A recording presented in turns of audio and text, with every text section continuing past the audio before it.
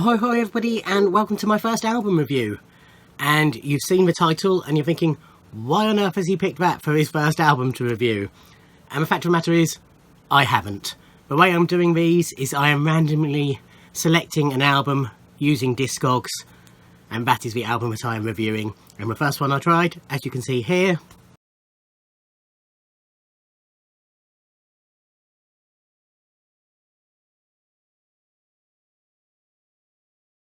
was Take That's Nobody Else. I thought about cheating and having a more vinyl community appropriate album for my first one, but I thought no, let's play it fair. This is what's came up, this is what I'll review. So, today I'm reviewing Take That's Nobody Else. So how am I going to be reviewing? Same as everybody else really. I'm going to be ranking each song out of 10, then adding them up and working out a percentage. And that will be the mark for the album.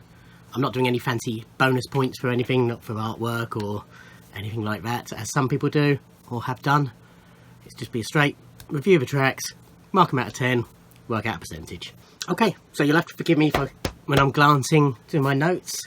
So we are reviewing Nobody Else by Take That. This is a CD copy I bought in a charity shop fairly recently, within the last year probably. Nice booklet, lyrics on sort of tissue papery type paper. Yeah, nice booklet, very plain disc. So this was Take That's third studio album.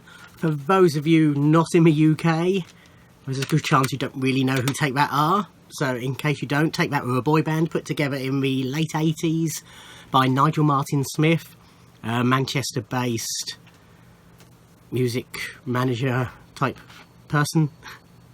And he was trying to put together the UK's answer to New Kids on the Block.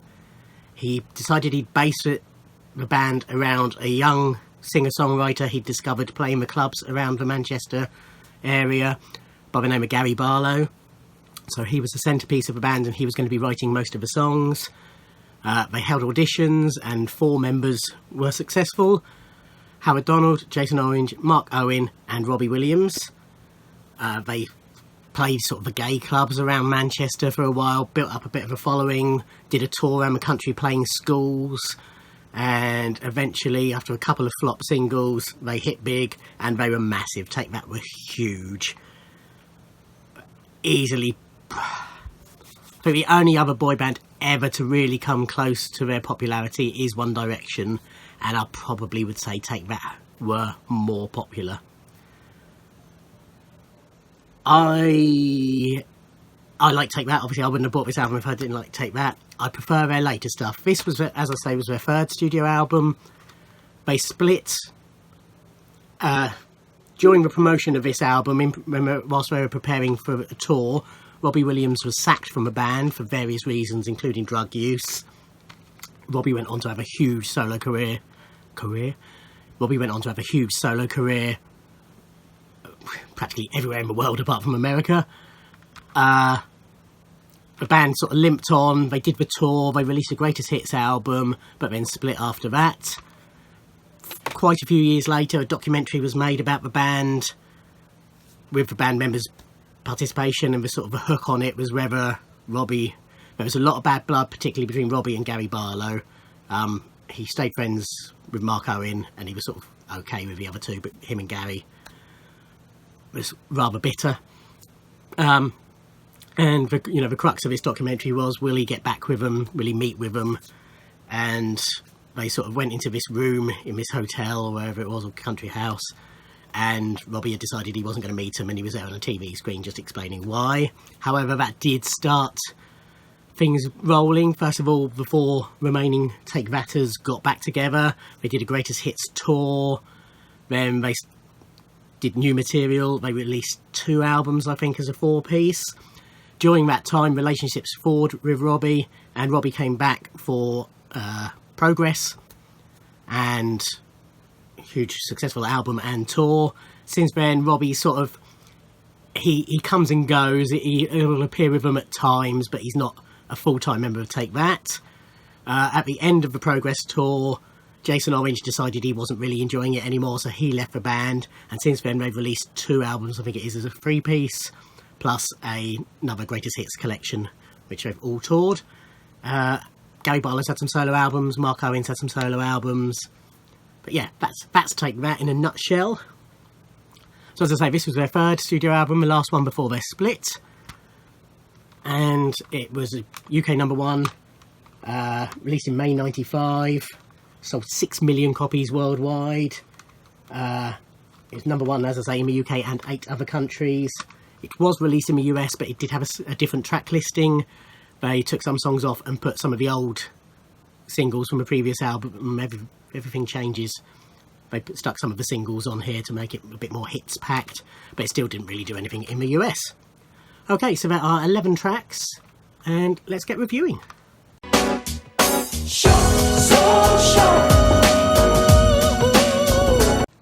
Track 1 is Sure, a UK #1 single. It's written by Gary Barlow. All the tracks are written by Gary Barlow. Some of them have additional writing credits. This one was written by Gary with Mark Owen and Robbie Williams. As I say, it's #1 hit. It's a big song in their catalogue. It's never been a song I've been particularly... I don't dislike it, but it's far from my favourite Take That single. It's a good enough song. It's a nice electric piano opening. And then you get a very stereotypical 90s drum beat, as most of the tracks on this album have got. Good funky keyboard on it. It's a song to a lover. He's sure she's the one, but he's not convinced that it's reciprocated. Yeah, as I say, it's a decent pop song, but it gets a bit repetitive. The Sure So Sure chorus just goes on and on and on. I suspect, I haven't checked, but I suspect this album version is slightly longer than the single version. But yeah, it does get a bit repetitive towards the end. It's decent enough. I'm going to give it 7 out of 10. Whatever I said, whatever I did, I didn't mean it. I just want you back for good. Track 2 is Back for Good. Probably the cornerstone of Take That's catalogue. It's a huge song for them, another UK #1. I've got a feeling it did have a little bit of success in the US, but I'm not 100% on that. But it's just a song that everybody knows. It's a ballad, fairly slow ballad, but a classic pop ballad. Led acoustic guitar, simple drum beat and keys. And it's hard to describe because it's a song that most people know, so I feel like I'm sort of, teaching Granny to suck eggs. That's the phrase I was looking for. Strong lyrics as well. It's a plea for a lover. It's post-split, and they're pleading. He wants them back for good. Nice lyrics. Got your lipstick mark still on my coffee cup. It's always been a favourite phrase of mine in it. Just a great pop ballad. Good harmonies by the rest of the band. Sung by Gary Barlow. Most of the songs, again, sung by Gary. Couple not, and I will mention those when we get to them. Again, this is written by Gary. This is a sole Gary credit. It's just a great pop ballad. Can't really fault it. 10 out of 10 for me. Every guy needs a girl like you. Track 3 is Every Guy, and weakest song on the album for me. Another Gary Barlow solo writing credit, sung mainly by Gary but with additional vocals by Robbie. The lyrics I really don't like. It's basically, he said, basically, we want to shag. It's that sort of very, almost, not quite, but almost misogynistic lyric. Musically, it's a bit New Jack Swing. It all sounds very American, and it's Take That it really is trying to be Backstreet Boys or New Kids on the Block, and it's not what they are, it's not their forte, it doesn't really work. There's a nice piano break in it, and so I'm just reading my, yes, nice piano break in it. It's another song that is really repetitive as well. As I say, least favourite song on the album, 4 out of 10. It's a Sunday through to Saturday live. Next track is Sunday to Saturday, which is written by Gary with Howard and Mark. It's a decent 90s pop song, basically. Very 90s backing to it. Lyrically, Sunday to Saturday, whatever, 24 hours a day, 7 days a week, we're going to love each other. Pretty simple. The whole album is basically love songs from various stages in a relationship. It's nothing exciting, nothing new, nothing interesting really. It's a pop love song, as they all are. Good horns on this. I gave it bonus points for the horns on this. They were very good. But otherwise, it's a basic drum beat. So nothing great, nothing terrible. I'm trying. What on earth does that say?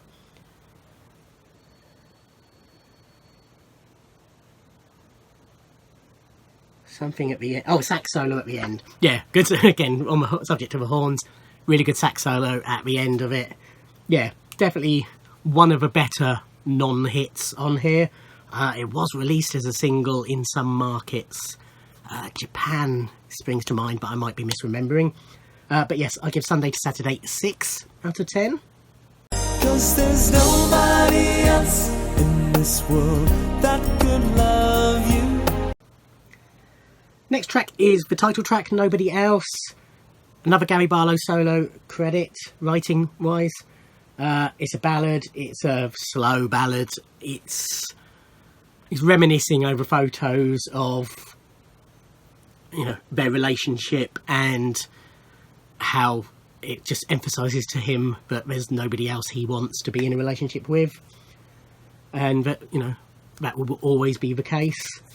Again, lyrically it's well written, but the subject matter's formulaic. The actual words aren't, it's not Moon June Spoon lyrics, but the subject matter is pretty formulaic. Very simple melody. I did find, obviously vocally it isn't, but it sounded very much like the sort of song that Whitney Houston would sing.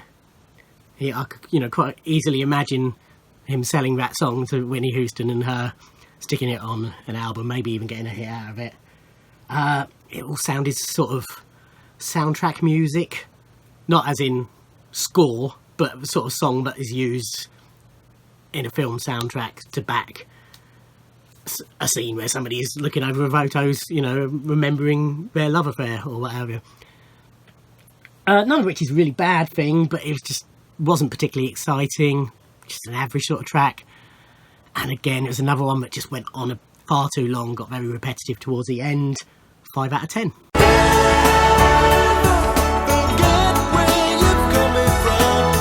Next track is the third hit single from the album, and that's Never Forget. Very much become an anthem for Take That.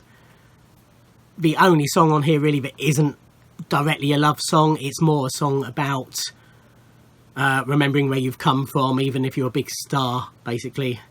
Always remember your roots, don't let it go to your head, etc. It's written by Gary Barlow, but the vocals are mainly Howard Donald, and unfortunately that's where it falls down for me. Howard's got a very nasal voice, and I've always struggled with it.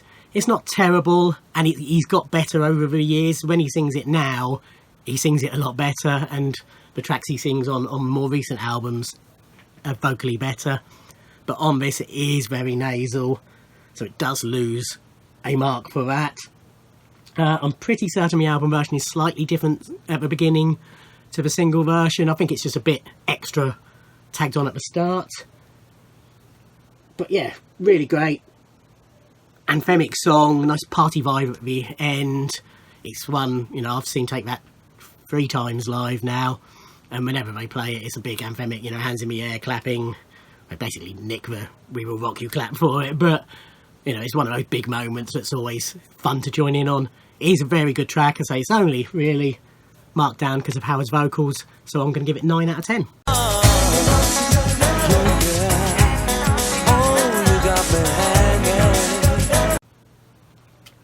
From Almost the Sublime to again, and we've got Hanging On To Your Love, and this was written by Gary Barlow with David Morales, the DJ producer type bloke. The song Hanging On To Your Love, basically it's a plea trying to keep a relationship together. It's similar to Sunday to Saturday musically, you know, it's just a simple pop song, 90s drum beat underneath it, goes on a little bit too long. So I would give it a similar mark, but it hasn't got the decent sax that Sunday to Saturday has, so it gets 5 out of 10. Just a something and nothing song. So I'm not holding back the tears anymore. Then we have Holding Back for Tears, another Gary Barlow solo writing credit. Good strings, open it up, really nice. He's reflecting on a relationship that's ended and how he's trying to move on. Again, it's another Whitney-esque song, again not vocally but style-wise. Nice ballad though. It's sort of an average song, nothing great, but the strings sort of put it up a little bit, so this one gets a 6 out of 10.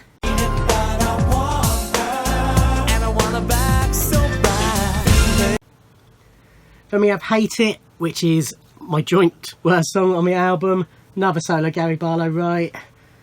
And yet again, it's relationships ended, I'm missing her, blah de blah de blah. We've heard this 2 or 3 times already on this album. Getting bored with the subject matter now. Again, they're trying to be New Jack Swing. It's quite similar to Shore musically. I've put it on here, Shore Light. You know, it's got that vibe to it. But it's just not as catchy as Shore.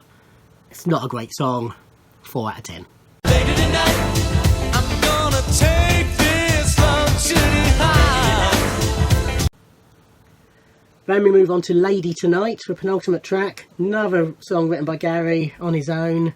Starts with a slow piano opening, and I thought, you know, I think it's going to go into a ballad. But then Robbie starts a little rap that's sort of looped almost to form a beat, not quite, but you know, it's sort of looped to sort of speed the song up and get into the actual song. And it turns out to be a faster paced song. So the protagonist is on a date. He's trying to basically persuade the girl to have sex with him. You know, we want to move on, get lucky tonight. Is it Lucky Tonight or Lady Tonight? I'm trying to read my own writing here. Yeah, it is Lady Tonight, but you know, we're at that stage, we really should move on to the next level. Again, quite similar musically to Shore. Certainly the beat and the melody to an extent. Robbie comes back in with his rap a bit later, extended a little bit. It's one of the better tracks on the album, but again, goes on too long, and I've actually dropped a mark because it just gets very repetitive towards the end. So it would have been a 7, but it's going to be a 6. So I'll tell her the day after tomorrow, maybe today. And the album ends on the day after tomorrow. Again written by Gary, but this time vocals by Mark Owen, whose vocals I've always loved. Got a spoken intro, and then an acoustic guitar comes in, and it's a slow ballad. Slight change in subject matter. I'm interpreting it as he's had an affair and he's feeling guilty. The relationship knows it's at an end, but they don't want to have that conversation. But will either admit to his affair and take it from there, or just split up. You know, that conversation is being put off. It's a nice song. It's a nice change of pace. I'm not quite sure it's an album closer. Really, I mean, Never Forget should be the closer. It is, you know, it's one they usually close their shows with. It is an anthemic closing song. This would have been nice about halfway-ish. But I'm not going to lose the points for its position on the album. I'm rating the song itself. As I say, it's a nice song. I enjoyed it. 7 out of 10. So that's it. That's the 11 tracks ranked. So they came to 69. out of 110, so that gives a ranking of 63%.